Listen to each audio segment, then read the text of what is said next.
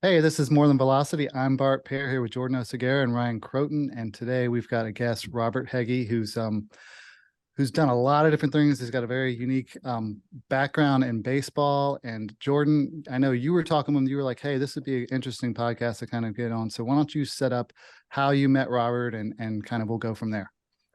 Yeah, so I mean, originally he reached out just to kind of get started on ArmCare, get a little more information. I know we had a couple phone calls, plenty of text messages, things like that. And then as I got to know him a little bit more, it's he's a pretty good coach when it comes down to it. So that's why we obviously want to get him on the show. And then as I start getting more information on him, he's got one of the more unique roads to getting into coaching.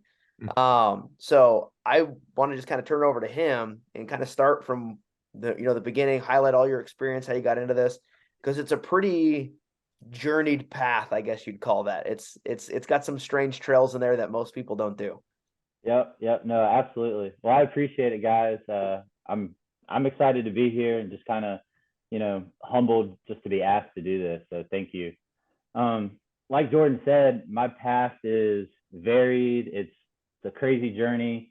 Born and raised in North Carolina, played high school ball, went to a small NAIA school, played ball there for a season or two, and ultimately like didn't work out. And came back home and joined the military.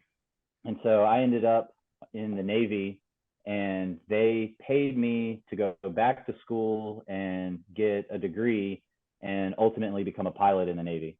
And so I went to Old Dominion University, finished up my degree, and got my bachelor's in exercise science and kinesiology. And then from there, they sent me to Florida for flight school. I did training in Jacksonville and in Pensacola. And when I was in Jacksonville, I volunteered with Trinity Baptist College, which is a NCCAA school. And that kind of got my feet wet in terms of coaching with teams. They eventually transferred me to Washington. I spent a few years in the state of Washington, finished flying, and throughout the whole process, I'd had clients like one-on-one kids, just I was working with, trying to stay around the game. And when I got out, I got hired by the University of Washington Baseball School, which runs all their camps and things like that. And so did that for the summer and got hired by Covenant College just outside of Chattanooga, Tennessee. Eventually coached at Milligan College, which is NAIA in Johnson City, Tennessee. And then got out of the recruiting side of things and coaching colleges and being gone all the time, and settled down and started my own business. Started with like 2 kids at the house. Now I have a building I rent, and we've got probably 30 plus kids who come to the building. We're looking to get some land, build our own building at this point, and just kind of gone from helping one kid to how can I help more, and that's just grown into now I'm a high school pitching coach, varsity assistant, and run my own academy. And you obviously mentioned NAIA baseball. I know Ryan hates NAIA baseball, but I'm a What? product of NAIA I baseball. don't hate NAIA And, baseball. for me, I know you said it didn't work out. Mine obviously did work out on the NAIA route because I ended up playing in Tijuana, Mexico, which is like the destination baseball place. That's Big awesome. time. It's Yeah. like the AL West over there. So, yeah, not everybody gets to have those great experiences of playing in Mexico and getting sick all the time. So, Yeah. but with that, whenever I have a chance to mention it with the NAIA baseball, you said you were at a small one. I think you said it was Johnson City. Yep. I was obviously at the largest one, the Ivy League of the West Coast, Vanguard University. So, Yeah. the pinnacle of NAIA. But go ahead, Ryan. I know you got a question in there. No, I don't. So I want you. So Southern Baseball Academy, that's yours. Yes, Where sir. where are you located now? Because you've been all over. Yeah, so I'm now back at home. I'm in Hillsborough, North Carolina, so just Cool. outside of Durham Nice. and Chapel Hill. And do you have teams as well, or are you just doing one-on-one coaching? I do. I've got 2 teams. This is going to be our first season, and so I've got a rising sophomore group and a rising senior group. And hopefully we add more, over the course of the next couple of years. But I started with 2 and basically want to focus development first while still being, a showcase, pretty competitive team. But that's ultimately where ArmCare really came into this, was like, what is going to help me develop these players on these teams, And that's kind of the whole thought behind everything is, the development of each individual kid. So with I that, like what that. were you? Oh, go ahead, Bart. I was just gonna say, I'm always curious when people finally bite the bullet and say, I'm gonna implement ArmCare. I'm always curious, what's the end result? What are they looking for? Because it varies from if you just a kid takes it on, or a college team, or a facility like yourself. So developing players is a great answer. Appreciate it. Yeah, I was going to ask how has it kind of helped you from what you're doing prior to what you're doing now that you have implemented ArmCare, because you've had some pretty cool success stories, and I want to get into those obviously, but prior to ArmCare, how were you programming, and how does your programming change now that you're implementing ArmCare? So, I mean, honestly, I was one of those coaches that, I don't necessarily like anymore. It's that whole idea of like a kid shows up and he's like, "Hey coach, I'm ready to throw." And you're like, "Great, go hop on the band, do your warm up. Let's grab a baseball, long toss, get on the mound. Okay, lesson's complete. I'll see you next week." And there's some success with that, and we can change mechanics and different things. But I very quickly learned that kid might have thrown at practice yesterday. But if I don't ask that question, I don't know, and he's not going to tell me. So now he's throwing fatigued. Well, I didn't do him any good in that lesson. I made my money, but it didn't help him at all. And so then I started looking into different ways. I had a little questionnaire. Hey, when was the last time you threw? Do you know when your coach is going to throw you next? Like, start to have those conversations. And then through that, just randomly, like ArmCare was an ad on an app. And so I looked into it and I was like, nope, this is great. This is really going to help with that questionnaire. I'm going to know strengths and weaknesses of people. And I know we'll talk about some of the players in a minute, but like, just, your back's not as strong as your front. And that's why you're having this problem that you're having. And now we can attack that. And you may not even pitch for me when you come and you have your pitching lesson. We're going to handle it again in a developmental way, so that when you do get back to the mound, you're better for it. Oh man, that's great, because in the population that you're, really impacting, there's so many athletes that are walking around with imbalances they have no idea. And oh yeah. and if the program, I gulp when I go into some places and I see the ArmCare program on a whiteboard, Right. and there's 12 kids in a session, and they're all doing the same thing. And maybe, mostly what we see are the high school athletes are very internal rotation dominant. Absolutely. And then when they hit college, the pendulum swings all the way, to the backside of the body. And we see a lot of injuries. Most of the injuries that we see are in layback position for the elbow and the shoulder. And the one thing that I'm so excited about, like, you've taken our certified ArmCare specialist course. You're going into the certified pitching biomechanist course. You're investing in your education, but you're developing the habits and the strategies to take this athlete, which is in the highest bracket for injuries, so that they can have more success and better outcomes when they leave you, going to college and professional baseball. So, I mean, that's awesome. So run me through a typical day. How often are you how often are you doing tests? Are what's typically your protocol? Yeah. So I have guys come in, and as soon as they show up, they just know, like, they usually walk in with the phone in their hand. So they walk in, they're answering the daily questions, they're checking in, and then they go to their individual warm-ups. I got a couple of guys who have partnered with Tread and come and work out with me. Mm-hmm. And so, like, they might not necessarily do the warm-up in the app, but they've checked in. They go and do their super long, foam rolling and all of that, and their dynamic warm-up, and then they hop on their crossover symmetry bands, and then we get into the primer. And then basically, if they are throwing a bullpen for me, they better fresh test. And so they go through that whole thing. I recommend that they do the full, just because I like to see both sides as often as possible. Sometimes they don't have time. They just knock out the quick. no big deal. But they go through that. And then from there, it really depends on the athlete, right? Like the tread guys, they've got some med ball stuff, some water bag stuff. They'll go into some plyo work.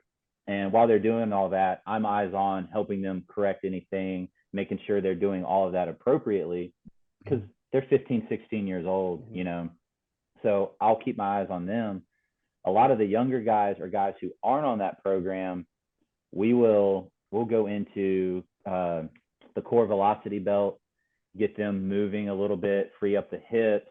We'll get some med ball work on the mound.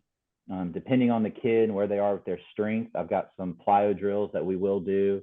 And then we'll get a baseball and we'll start throwing. And that's not the first time, but once they start moving with that baseball in their hand and it's much more game-like for them, now I'm paying attention to where's your foot? Are you wobbling on the foot? Is your back leg unstable? Like what's happening? And again, like we hopefully get to a bullpen, but some kids, I end up having them, walking down the mound as they throw to work a certain movement. And I just stand at the plate. Next thing you know, they've thrown 20 times and they've thrown 15 strikes and they don't realize they're throwing a bullpen. And it's one of their best lessons. So it's just, then from there, we check back into the app, we do the post exam and they go into recovery. And so again, depending on how hard they threw or what that day was, sometimes it's strength based, sometimes it's the recovery bands. So I really use it to basically run the entire day. Now I thought you made up a really good point there on you're sometimes you're like throwing a pen, but it takes a while to get there, or you may have to just skip the pen altogether and do something with a slight variation of a bullpen. And one of the things we were just on with Porcio a couple weeks ago, 2 weeks or whatever it was. And I remember we were saying like we like long-term development systems. And you went from going, hey, I do a short-term, one lesson here and there, collect a little money, to now you're looking at it in a long-term view. And when I think people take things in a long-term view, you're able to actually make lasting change. And that's where, a lot of people are going, well, you don't throw a ton of bullpens when I work with guys. I do one bullpen because I'm coaching at a high school as well. I do one bullpen session and then I do one live session in a week where they're facing hitters. And I don't do a whole lot of instruction in the pen. I do most of my instruction in drill work, in the throwing program and everything. And then once they get on the mound, it's like, well, what are we retaining?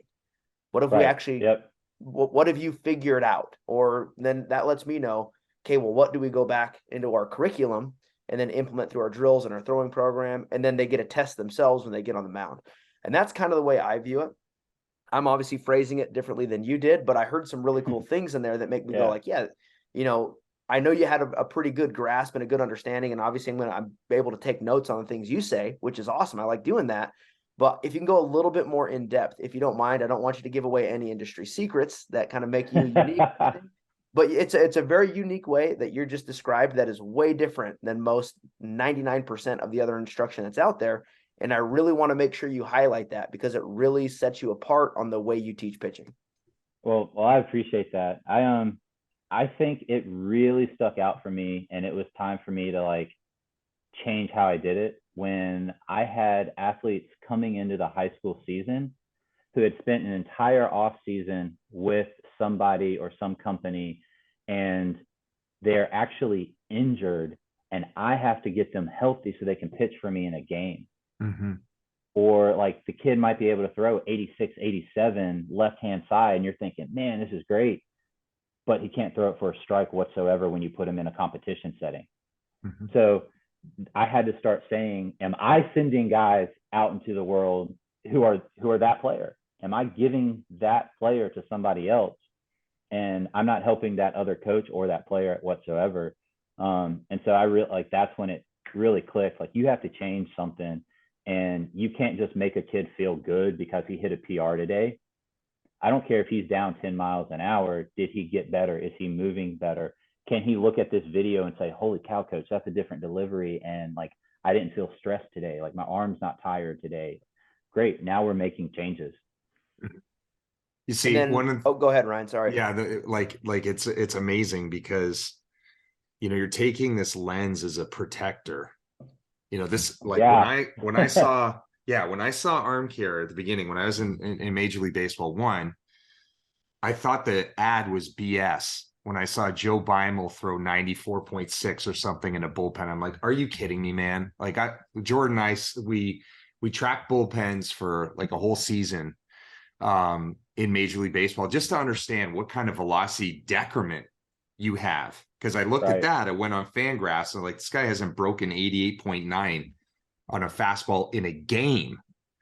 And I At the contacted peak of his career. at the That peak was of his his, like, career. Yeah. peak of his career. Yeah. Yeah, he's 44 years old. I'm like, man, they doctored this up. So I contacted the company. I remember talking to Dugan, and he said, no, I got to be honest with you. I'm telling you 100% truth. That is his performance. And I thought to myself, I'm like, man, like, okay, he tested it on himself. He's an athlete. He's an older guy. There's impact, but he's a coach. And getting to know him, like he sounds like you, because he's a protector. And I thought, I looked at it as like, man, like this is going to take someone who's a coach and really like have a holistic health perspective. You're not just selling like many other people could, just, velocity enhancement, right? You're selling how to be sustainable and how to be healthy. And, that's I think is the name of the game. I love hearing that from coaches. And we need more of them. We need more of the message that what you have. I had a quick question for you, because I've had a lot of feedback from the course, from the first course, the Certified Arm Care Specialist course. And I'd be curious, like, what you could talk about that really resonated with you from that information, because people think, oh, well, I got to be a sports medicine to take it. I got to be an athletic trainer. I got to be a physical therapist. I got to be a doctor. I got to be a strength coach. Right. Now we're getting into the people who control the most dangerous aspect of the game is throwing, right? Pitching and throwing. So love to hear that from you, man. Yeah. So I loved the course. I was really hesitant for a while just because I had used the app so much, and I had this, like, I know what I'm doing. And so I'm looking through the app, and kid's got a shoulder imbalance. And okay, well, we got to attack that shoulder imbalance. Last year, and I told him I was going to throw him under the bus. Quinn Finnegan, kid's a freshman, tops out at like 81, and he's just a dude for us. But halfway through the year, he literally throws his shoulder out of socket. He goes and see a physical therapist, and she's like, well, you're hypermobile, blah, blah, blah. She says the same thing. Your back is not as strong as your front. And so I'm like, all right, well, we'll go through 2 weeks of rehab. We'll make sure we start to work the back muscles and all of that. And we work eccentric loads and things, and we'll get it fixed and you'll be fine. Well, we go through that process, and then I take the course finally, and I get in, and there are so many little things that I thought I knew what was working or why we needed to work on the back. But the understanding shifted, and it became a much deeper knowledge. And so, like, now I know, like, he wasn't compressing that shoulder joint as he was coming forward. Like, it's not sucking into his body. He literally just, his front overtook his back half. He had no compression, and pop, and he could feel it happen. Same kid. We got him stronger. We worked on his back. Recently, he's had an elbow issue. All right. He's wanting to do different wrist curls and all this stuff to work on the elbow. But when I look at his test, his back is still 0.76, 0.77. We gained strength, but we didn't gain strength relative to the front half. We just, everything went up together. So now it's like, well, look, we fixed it last year. You're throwing harder this year than you were. Where's the issue? What's happening? And you can go in and say, okay, well, now it's no longer, like, we're probably getting that compression at this point based on what we fixed last year. But now, because of the imbalance, you're getting that that torque in the elbow from layback, And when you finish through and everything relaxes, that's when you're feeling like, ooh, you know, you don't feel it necessarily right here, but because of the speed of the layback and then the transfer forward, and you're not able to put the brakes onto that arm, you have to compensate somewhere. Well, up until taking the course, I didn't realize that the compensation necessarily would be in his elbow, right? Like, we're talking about shoulder muscles. That's what we need to fix. But the symptom's here. It's in his elbow. And so now it's like, okay, now we're readdressing things. And we're still trying to strengthen the forearm a little bit. His pinch grip's not as high as, you know, maybe we'd like it, but it's above 16%. It's decent. And so, like, that's not the problem. It wasn't your forearm pulling on your elbow. It's still the back. So he went to a doctor and was told, you need to fix X, but Y was the problem. So you're fixing the wrong thing at this point. You're not going to be healthy this year. You're creating a bigger imbalance when you don't address the actual problem. Yeah. I'm getting chills as you're talking, because could also be flu season, right? No, the way you're speaking is algorithmic. That's the whole, like, component of the individualization of training. If this, then that, right?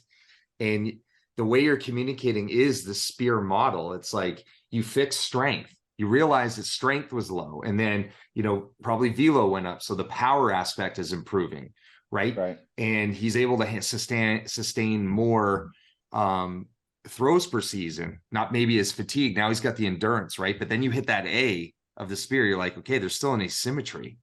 So now it's like, okay, I got to fix this, and you're making that connection down chain in the arm of what could happen at the elbow. I mean, that's what the course is for. You know, it's just understanding what the numbers mean, focusing on the spear training model pathways, and you're doing it. It's like second nature, that's awesome, man. I also want to touch on another thing with the course, because I know you're almost dual certified. You may be one of our first dual certified coaches that we have. Hey, let's do it. So before we started filming and before everybody hopped on, you were talking for a little bit, and you were talking about some of the things you've already kind of pulled out of the biomechanics course. So if you want to go into that a little bit, I think that'd be pretty cool to touch on as well. So again, just with my background being kinesiology and exercise science, like, that was the course I really wanted to take, but I was like, you know, I need to do them both. Let's get them both done. And I'm only through the introduction, which, I mean, if I stopped right now, I feel like I just learned everything I needed to, you know, like, there's still so much more, but it was incredible. I loved it. It was great. And I was telling Jordan, I immediately started to introduce some stuff because it started to click for me a little bit different again. I had a kid come in last night. He's been working with me for a little while. He's a 7th grader, plays football, so big, strong dude. And he's like 62 miles an hour on the mound. And whenever we're like working on his hinge stuff, it just looks funny. And the story about the major league player who had his foot turned internal to his body while doing lunges that you then corrected and made him unstable. I'm watching this kid last night do his hinge work, and his feet are perfectly straight, and his knees are like buckling in and wobbling, and there's no balance whatsoever. And so I actually had him turn his back foot external to his body, get the toe on the rubber, and it lined him up. It got him stable. He sat into a perfect hinge, and he was 66, 67 the rest of the bullpen. And his dad was just like, that's 5 miles an hour in a week. And we didn't change strength. That's what I was saying earlier when we were kind of talking before this was, yes, we added miles per hour, but I don't think we added units of stress, because now he's moving efficiently, and we didn't use a weighted ball program to get it there. We just corrected a motor preference, got his body optimized. And now, like, I mean, ultimately, what 7th grade kid is going to be close to or touching 70, right? Like, in the general population, he's above average already. That's better than me. It's amazing, man. Yeah, right. Like, I don't remember the last time I hit 70, and I still use ArmCare and like throw and train every day. That's amazing. That's awesome. Yeah, Ryan's this is gonna be his favorite podcast now after hearing. I'm pumped. I Yeah, I was gonna just say I heard when he mentioned Pensacola, Florida, I saw Bart's eyes light up. Bart's like, oh, Pensacola. Yeah, And that's then my as soon as he hometown, actually. mentions coursework, Ryan's eyes lit up. So it It's hits just everybody, you know. the application is, I mean, that's the key, right? Like there's a lot of information out there that, you know, is based on case studies or it's descriptive. Like it's telling you what these metrics mean, but you are now taking the course and making it meaningful with, Right. you know, you're doing something about it. You really understood this athlete's got an external rotation motor preference. And then it just clicked, right? And that's the thing is like, that's a big crux of the course is if you're, you know, things that impact mechanics are strength, length, and timing. And when you're taking it to a gym pattern and you're training just a pattern, you're focusing on not allowing the athlete to recruit the way that they would on the mound. You're starting to move them away from how they apply force and how they coordinate. Like it's like, bang, you're doing strength and coordination training, and it's happening. Oh yeah, and I've got guys who they're on an in-season lifting program, so they come in, you know, they throw their bullpen at school for me, and then that afternoon after their bullpen, they come to the gym and they lift. And again, just going back to like the motor preference stuff, like when they're doing lunges, I can put 225 pounds on my back, and my right knee is going to be really close to my left ankle, and I can squat that weight. But in terms of pitching, I need to be over 5 feet for my stride. So why not lunge at a 5-foot stride? Well, guess what? Those kids are going to start doing lunges at a much longer stride. They're going to do their shoulder presses with a foot on a bench and standing on their plant leg, right? Like we're going to change these things because, again, ultimately, I need these kids to peak in August when they go to their college camps for the first time. Not tell me how sore they are and they need a weekend off and they can't go to the camp, or you see them like, you know, kid touched 80 in July and now it's August and he's back to 75 and nobody's interested anymore. You know, so like they see it in terms of velocity enhancement. I see it in, well, can you be 80 today and 82 in 2 weeks and the arm feels good and now you're 84 in 6 months, and next thing you know you're a sophomore going into your high school season and you're 85, and the entire process you've stayed healthy. I know what you're saying is really high quality because I'm watching Jordan Wright. Yeah, like that to me, every podcast that I know, okay, Jordan's learning something, because I don't want to fill his head up, but he knows a lot. This know a lot of useless stuff. That's my only thing. I'm like really good at Jeopardy and Wheel of Fortune, but for actual life skills, not so much.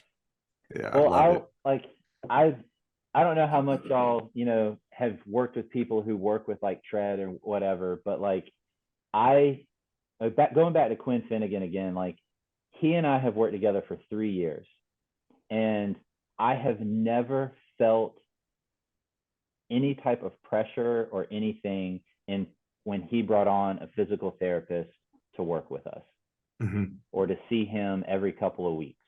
When he went to see a chiropractor, now we have 3 people on his team. Well, now he's working with tread. I probably text and talk to his tread coach more than he does. So now we're a 4 team. Then he gets to high school season and Bryson Massey, his head coach, with me. We're 5 people behind this kid. Yep. There are so many times I had reached out to other places and been like, hey, I got a kid. He's going to come to my gym and work with me, but we'd like to try your product. Can you help us? And they were like, well, yeah, but we're not going to talk to you. We deal with him only. Are you so concerned that I'm going to take your client? Right? Like, why are we not building this huge team around this kid? The kid's 88 miles an hour now, a year later as a sophomore, because he has a team of 5 and none of our egos are too big. So when Jordan's writing stuff down, right? Like he learned a little something, hopefully. I'm glad I could do it. But the reason I'm on this podcast is because I've learned from Jordan. I've learned from you, Ryan. Right? Like you cannot be the smartest guy in the room and you're hanging a kid's career on your head and your ego. Right. Yeah, that's coaching, humility, and communication, in my opinion, is a major cause for injury. Imagine this coach is doing something different. Athlete might be Yeah, doing arm care work in two different places. One is using the app, right, with this coach and really dialing in. The other, who we might go to, is doing something completely opposite or doing more than what right. the athlete can handle. You're seeing maybe they're getting fatigued, and if you don't have that multi-dimensional collaborative approach and not know what's going on there, that athlete's getting pushed to injury, Mhm. because of the lack of communication. I mean, that's why we have our dashboard. It's supposed to be used with multiple affiliates, coaches on there, so that you can really all communicate on the same thing. So Yeah, you're yeah. doing things like, I mean, this is big league. What you're doing is people are really specialized around the athlete rather than the jack of all trades. You're getting people, who really can dial in certain pieces and give the athlete the best, advisement possible. I mean, that's awesome. That is something that definitely needs to be known in the baseball community, is that you have to know your blind spots, Yeah. and fill them in with people that, have that knowledge and be a better resource for your player. That's what's going to get you the right results quickly. Honestly, like Ryan was saying, a lot of the guys, especially at the high school age, it's all internally dominant. And so, I could give you 100 stories of the kids coming in that are like, hey, I can only go 1 inning and then I'm really sore and tired, but there's no real injury. Well, your back's fatiguing, your external rotators are having issues and you can't keep up. And so you throw 20 pitches and you're done. Yep. All right. So It's good to know. Good to know. Well, hey, Robert, I appreciate it. This has been a really good podcast. Southern Baseball Academy, look them up. I'll put the link in the notes here. And until next time, take care. yeah, I appreciate it, guys. Thanks again. Thank you, man.